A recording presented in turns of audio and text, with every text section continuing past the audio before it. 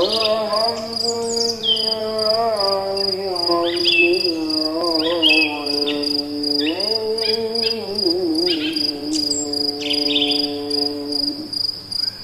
Bapak bisa bikin minuman. Minuman pagi-pagi bisa Anda bikin dari apa saja. Dari jeruk nipis kan bisa. Anda ambil jeruk nipis, potong, masuk ke air hangat, lalu kasih madu, kasih garam sedikit, sudah kenyang sampai siang. Ya, terutama saya katakan ya, sudah terlalu banyak tumpukan di badan. Ya. Tanda-tanda kita tuh biasanya bermasalah pencernaan apa? Gampang ngantuk, tanda-tandanya. Kalau orang sudah gampang ngantuk, dikit-dikit ngantuk gitu, kemudian termasuk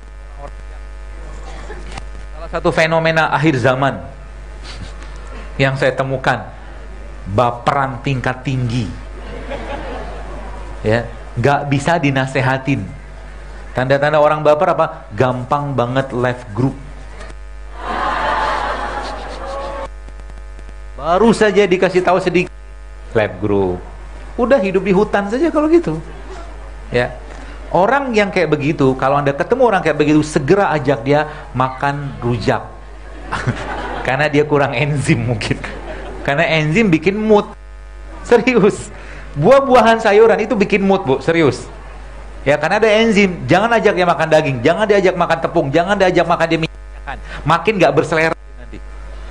Ya, kasih dia buah-buahan. Contohnya apa? Pisang. Ya, contohnya. Karena makan mempengaruhi mood, serius. Bahkan bukan hanya mood, makan itu mempengaruhi perilaku. Makanan mempengaruhi perilaku. Dari zaman dulu ulama-ulama sudah menyebutkan tentang. Maka kalau orang itu mau keras, mau lembut sikapnya, maka banyakin sayur sama buah. Gitu polanya. Kalau mau kita lebih baik, dan lebih baik sih ya, lebih lembut hatinya, ya banyakin yang sayur mayur dan buah-buahan. Dagingnya dikurangi. Ya, apakah dengan ini saya menganjurkan vegetarian? Tidak, karena Rasulullah makan daging. Ya, tapi kalau lebih baik Anda tidak makan, lebih baik tidak makan tiap hari, kecuali memang kita membutuhkan itu. Pun kalau tidak makan daging tidak apa-apa. Tempe pun protein, ada daging, dia pun protein. Alpukat dia protein, jadi nggak masalah. Jadi kalau Bapak Ibu sudah ngerti polanya, nanti Anda ngelihat ke depan, Anda masuk ke supermarket, biasanya kalau yang sudah mulai melakukan atau menjalani perilaku hidup sehat seperti ini, apalagi ditambah dengan dia lebih gemar berpuasa daripada makan, itu asik banget hidupnya. Nanti pada akhirnya apa? Pada akhirnya satu piring yang berisi sabar, syukur, ikhlas, tawadu, pemaaf, jauh lebih Anda nikmati daripada satu piring makanan sehat atau tidak sehat sekalipun. Paham maksudnya? Tuh. Karena bagi seorang muslim kita tidak perlu banyak makan. Kita sedikit makan dengan berdoa sama Allah cukup. Ya. Nanti kalau memang butuh makan ya tambahkan. Maka Rasul memberikan petunjuknya kepada kita. Kalau memang bejana yang paling buruk dalam diri manusia namanya perut. Kata Nabi sallallahu alaihi wasallam. Kalaulah dia memang butuh makan lebih banyak, maka sepertiga untuk makan, sepertiga untuk minum, sepertiga untuk udara. Maka mukmin makan kenyang. Ya. Jadi kita makan bukan untuk kenyang.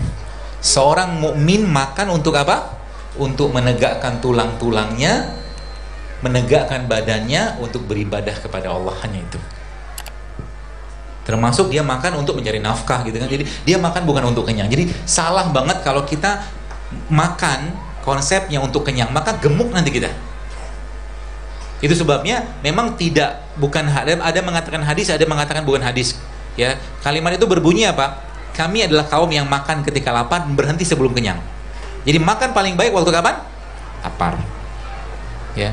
Dan saat lapar yang paling baik dalam putaran fisiologisnya manusia adalah siang. Jadi kalau teman-teman, kalau kita Bapak Ibu sempat atau browsing gitu kan? Browsing itu misalnya kita lihat di internet, itu kapan waktu atau hormon lapar paling tinggi? Ternyata itu waktu jam 12 sampai jam 3 atau jam 4. Itulah waktu makan terbaik. Itu sebabnya Nabi kita sallallahu alaihi wasallam, Rasulullah itu ketika malam tidak makan lagi. Ba'da Isya beliau tidur. Tipsnya apa? Mulai sekarang kalau Bapak Ibu mau punya badan yang lebih baik, kita ibadah lebih baik, sekarang maka malam jangan banyak lagi makan. Ya, malam jangan banyak lagi makan. Makan terbaik kapan? Kalau saya punya pemahaman atau punya konsep sendiri, makan terbaik itu kapan? Saat matahari terbit sampai matahari tenggelam. Setelah itu jangan makan. Jadi malam nanti, ya katakanlah yang ada yang puasa, ada yang tidak puasa, gitu kan hari ini kan, maka makan terakhirnya sebelum matahari tenggelam. Tapi tidak juga makan nasi kan. Malam kan kita mau rehat. Wa ja'alna laila libasa, kata Allah, dan kami jadikan malam sebagai istirahat. Maka malam jangan bebani badan dengan makanan-makanan yang berat. Contohnya apa? Daging, tepung, berat. Jadi malam-malam makannya apa? Caranya nanti, ya salah satu tipsnya, penuhi isi kulkasnya dengan sayur sama buah. Jadi kalau ada keinginan untuk makan, buka kulkas atau mungkin buka lemari makan, yang ada cuman buah, kita makan buah. Ya, kalau memang butuh lagi, ya makan, minum minyak-minyakan seperti zaitun, VCO, itu boleh. Ya, atau sayuran yang Anda kukus, ya. Atau mungkin paling mudah lagi, kulkasnya Anda penuhin dengan pare. Jadi waktu mau buka ada pare, nggak jadi makan. Tuh, tipsnya begitu. Ya. Kita sampai jam berapa ya? 2:30 ya? Begitu sekalian ya, mudah-mudahan bisa dipahami. Jadi itu siklusnya, ya siklusnya. Dan ibu-ibu sekalian, terutama yang akhwat di sini ya, wanita tuh makhluk hormon, wanita makhluk hormon. So jangan banyak makan makanan yang bisa atau memakai produk-produk yang bisa mengganggu hormon Anda. Di banyak produk kosmetik dan toiletries banyak sekali bahan-bahan yang dikategorikan sebagai hormon disruptor namanya. Apa saja nanti di browsing aja, lihat di internet. Hormon disruptor, ya. Itu yang pertama. Yang kedua apa? Ada banyak makanan-makanan yang memang perlu kita kurangi juga, terutama makanan-makanan atau daging-daging hewan ternak. Ya. Jadi kalau Anda ketemu ikan, ya hewan ternak itu maksudnya yang diberikan hormon atau apapun seperti itulah, ya. Jadi cari seminimal mungkin yang kontaminasinya sedikit. Contoh misalkan kita buah-buahan misalkan. Kalau ketemu dengan buah pisang yang dari kampung, makan itu aja. Ada pepaya kampung, makan pepaya kampung aja. Jangan heboh-hebohan dengan yang impor. Anggur yang nggak ada biji jangan dimakan. Jadi grape seedless fruit atau mungkin seedless fruit atau apa bentuknya jangan dimakan. Sebab apa? Kalau dulu moyangnya si buah-buahan tadi itu ada biji, sekarang nggak ada biji, kemungkinan yang sekarang dibuat di lab. Paham maksudnya? Gitu. Jadi kalau nggak ada biji, terus tanamnya di mana coba? Gitu loh.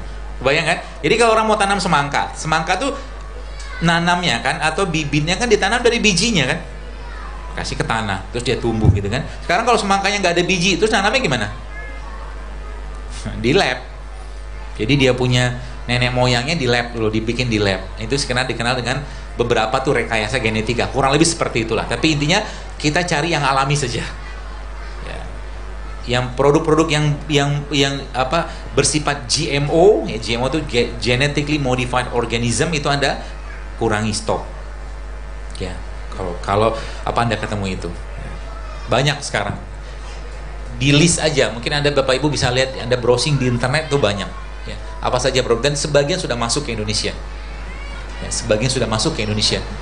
Bu, yang kita hadapi sekarang ini masalahnya adalah masalah di mana industri makanan tidak peduli dengan kesehatan.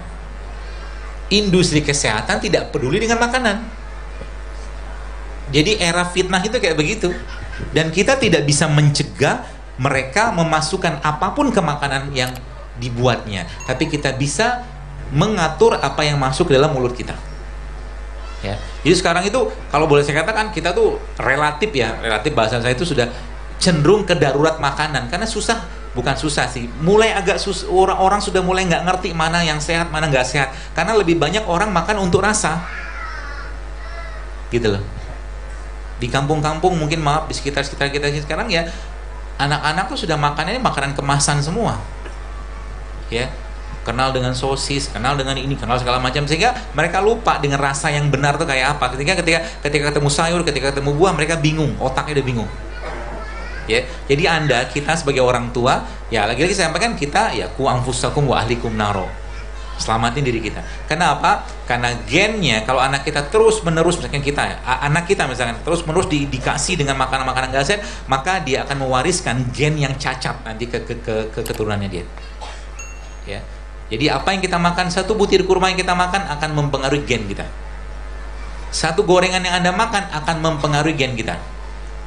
Mungkin Bapak Ibu pernah ingat, atau mungkin pernah dapat satu keadaan di mana tiba-tiba gara-gara makan satu potong makanan alergi seluruh badannya.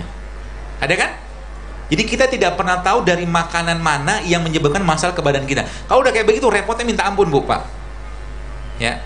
Makanya kalau saya pribadi lebih memilih untuk tidak cheating. Kalau saya lebih memilih untuk tidak cheating. Kenapa? Ribet ngurusi. Kemarin saya ada sempat makan santan gitu kan, ada makan lontong gitu kan, kepengen tiba-tiba muncul gitu kan, saya makan. Habis itu badan itu beratnya minta ampun, dan terpaksa akhirnya saya bikin jus minimal 3 buah yang saya blender, baru mulai hilang sedikit. Itu harus saya genjot dengan air yang banyak banget. Ya, sayang badan. Kenapa? Kalau udah kayak begitu ngaji malah, sholat nggak khusyuk gitu loh. Sayang kan? Jadi mari kita cintai badan kita ini, kita bersyukur dalam rangka menjadikan apa yang kita makan itu lebih memperbaiki ibadah kita. Jadi semuanya, lagi-lagi saya sampaikan, kita niatkan dalam rangka ketaatan, bukan untuk gaya-gayaan. Ya. Semua syariat dalam Islam menyehatkan, tapi kita tidak mengerjakannya untuk sehat. Kita mengerjakannya karena perintah Allah dan perintah Nabi SAW. Ya. Apa? Sebut apa? Rukun Islam tuh sehat semua loh. Sholat sehat, haji sehat, puasa sehat, zakat sehat, sodako sehat, semua. Sodako itu sedekah, zakat lagi deh. Semua sehat. Bahkan ibadah yang paling luar biasa, contoh misalkan haji atau umroh itu kan memerlukan fisik yang luar biasa. Untuk bangun malam itu butuh fisik loh.